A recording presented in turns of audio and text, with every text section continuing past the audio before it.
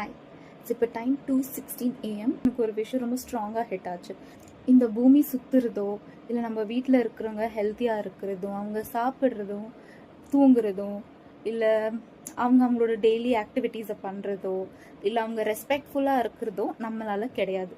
நம்ம இந்த பூமியில் இருக்கிறதுனால தான் இதெல்லாம் நடக்குதுன்னு நிறைய பேர் நினச்சிட்டு இருக்கோம் இல்லையா?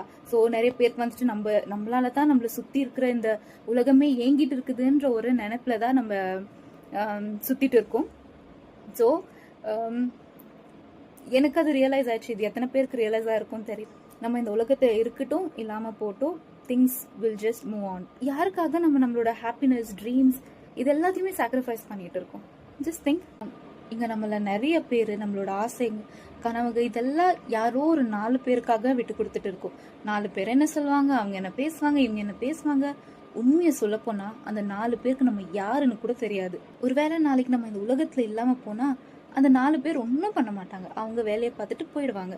ஸோ இனிமேல் அவங்க என்ன சொல்லுவாங்க, இவங்க என்ன சொல்லுவாங்க, இந்த ட்ரெஸ் போட்டு அவங்க அப்படி பேசுவாங்க, நம்ம இந்த மாதிரி பண்ணா இவங்க இப்படி பேசுவாங்க, இதெல்லாம் தேவையில்லாத விஷயம். நமக்கு இருக்கிறது ஒரே ஒரு லைஃப். இதை டு த ஃபுல்லஸ்ட் என்ஜாய் பண்ணலாம், ஹாப்பியாக இருக்கலாம், நம்ம பிடிச்ச விஷயத்த பண்ணலாம். இதில் ஜஸ்ட் நம்ம யோசிக்க வேண்டியது ஒன்று தான். இந்த ப்ராசஸில் நமக்கும் சரி மற்றவங்களுக்கும் சரி ஃபிசிக்கலாக, எமோஷ்னலாக, மென்டலாக எந்த ஒரு ஹர்ட்டும் பண்ணாமல் நம்ம லைஃப்பை நமக்கு பிடிச்ச மாதிரி ஹாப்பியாக லீட் பண்ணால் ஐ திங்க் எந்த ஒரு தப்பும் இல்லைன்னு யோசிங்க.